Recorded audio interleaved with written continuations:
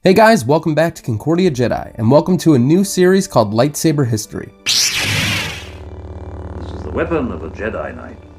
In this series, we will look at the famous lightsabers of Star Wars and the characters who use them. Before we start, if you enjoy our videos, be sure to subscribe, leave a like, and comment your favorite lightsaber down below. Today, we're looking at one of my favorite lightsabers, the lightsaber used by Jedi Master Qui-Gon Jinn. Let's not waste any time, let's dive right in. Qui-Gon Jinn was a Jedi Knight during the waning years of the Jedi Order. Born on Coruscant in 80 BBY, he was brought to the temple at a young age to train as a Jedi. Qui-Gon was much like any other child in terms of his personality, cheerful, hopeful, and eager to become something greater. Qui-Gon would be taken as an apprentice by Jedi Master Dooku, who was very stern and had a particular view of how things should be run that would come to rub off on his apprentice. It would be in this time period that Qui-Gon Jinn would construct his lightsaber. Under Dooku's training, Qui-Gon would grow and learn much of the Jedi and the galaxy, as well as the ways of the Force. By the time he became a Jedi Knight, Qui-Gon had become a very renowned Jedi amongst the Order, though he would attain a reputation as somewhat of a maverick, not fully adhering to the wills of the Republic and the Council. He was often seen as someone who would disobey the Jedi Code if he believed it was the right decision.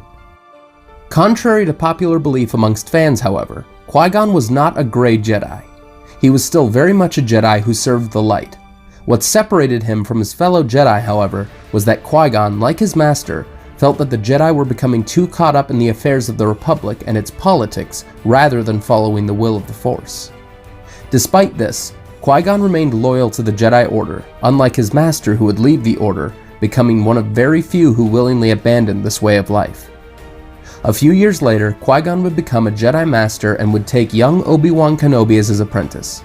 The two would go on many missions and adventures together, and though Obi-Wan would come to disagree with his master on many aspects of his training and philosophy, he still held massive respect for his stoic teacher.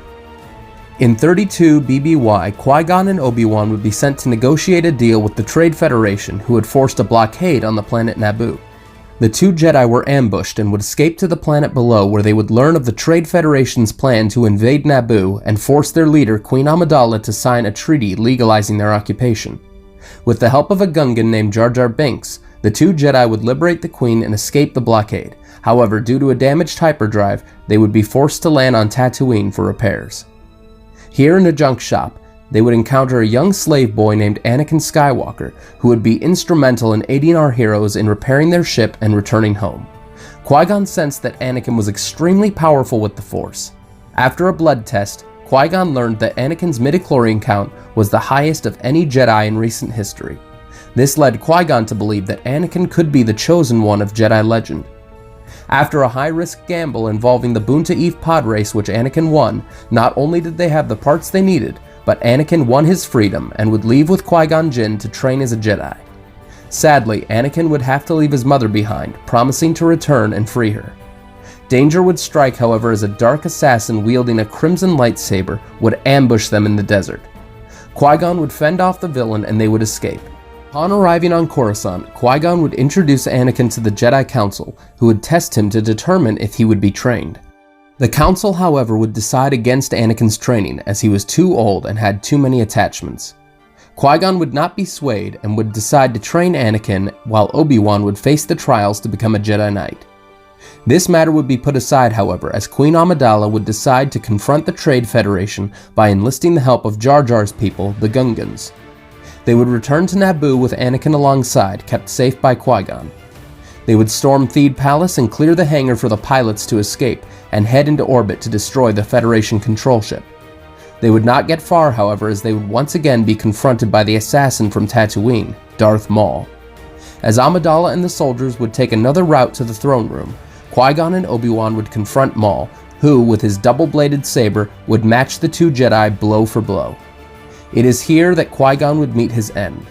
After being separated in the duel from Obi-Wan, Maul would box Qui-Gon in and slay the Jedi Master, leaving him dying from his wound.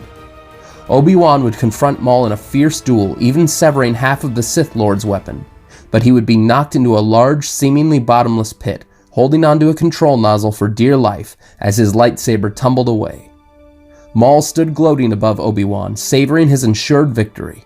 Obi-Wan, however, would notice his fallen master's blade, and calling out with the Force, Obi-Wan would leap out of the pit, grabbing his master's blade, and before Maul could react, he was cut in half at the waist and tumbled into the pit below. Qui-Gon lay dying in Obi-Wan's arms, asking him to promise to train Anakin. Obi-Wan would promise his master, who would pass away. Anakin would go on to destroy the droid control ship, only to return and find Qui-Gon slain. Obi-Wan would go on to be granted the rank of Jedi Knight for his heroics, and although hesitant, Yoda would agree to allow him to train Anakin. A Jedi funeral was held on Naboo for Qui-Gon, as Obi-Wan would make a promise to Anakin that he would train him. Qui-Gon would pass into legend as a Jedi who sought to follow the will of the Force wherever it may lead him, and his apprentice would go on to train Anakin, whose destiny would change the galaxy forever.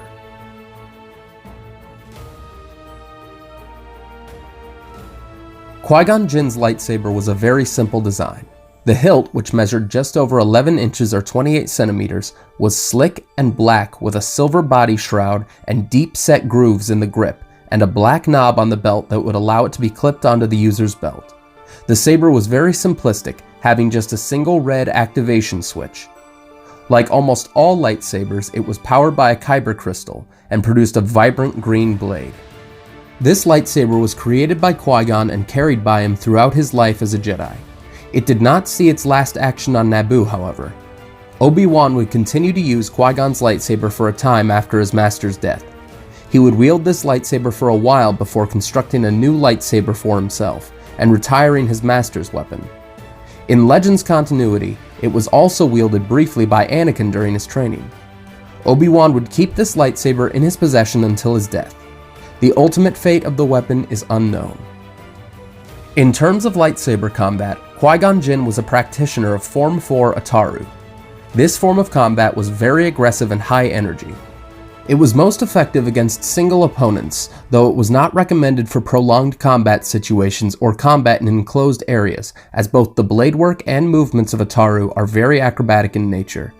Ataru was particularly weak against Form 2 Makashi.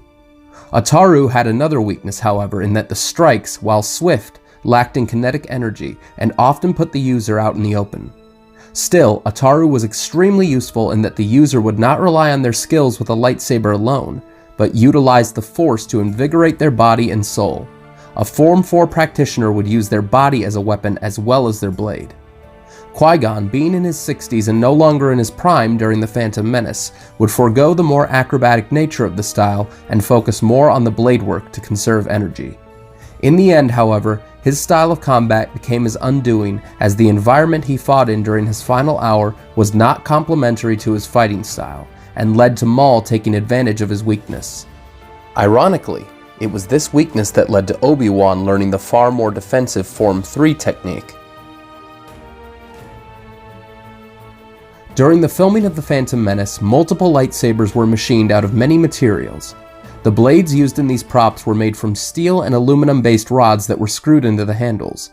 This made the blades very lightweight and more durable than the carbon blades used during the filming of the original trilogy. However, the drawback was that these blades would often bend during filming. Because of this, they required constant replacement, and by the end of production, they went through over 100 prop blades. The art designers created a variety of hilts in multiple styles. During production, Liam Neeson, the actor who portrayed Qui-Gon Jinn, was shown the different hilts and was told to choose one he liked. Liam chose the lightsaber we see here, and this would become Qui-Gon's lightsaber. In fact, Liam Neeson still owns the original prop.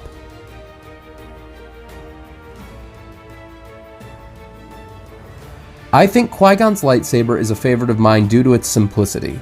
There's no bells and whistles, it has one function and one purpose. It's a weapon. I also love the color aesthetic. The hilt is mostly black and silver with just a pop of color coming from the red switch.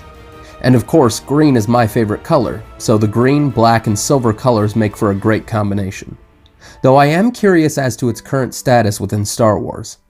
A popular theory is that when Luke built his second lightsaber on Tatooine, he went to Ben's hut and found Qui-Gon's lightsaber, and used the kyber crystal in Qui-Gon's hilt to make his own weapon. However, I have serious doubts as to whether this is true, as a Jedi must imbue a new kyber crystal with their own Force energy, to make sure the crystal works in perfect harmony with the Jedi. So, there you go guys. What did you think of this video? Did you learn anything you didn't know? Let me know in the comments what lightsaber you want me to cover next. Don't forget to subscribe and hit the notification bell for updates. We'll see you next time on Concordia Jedi. And remember, the Force will be with you. Always.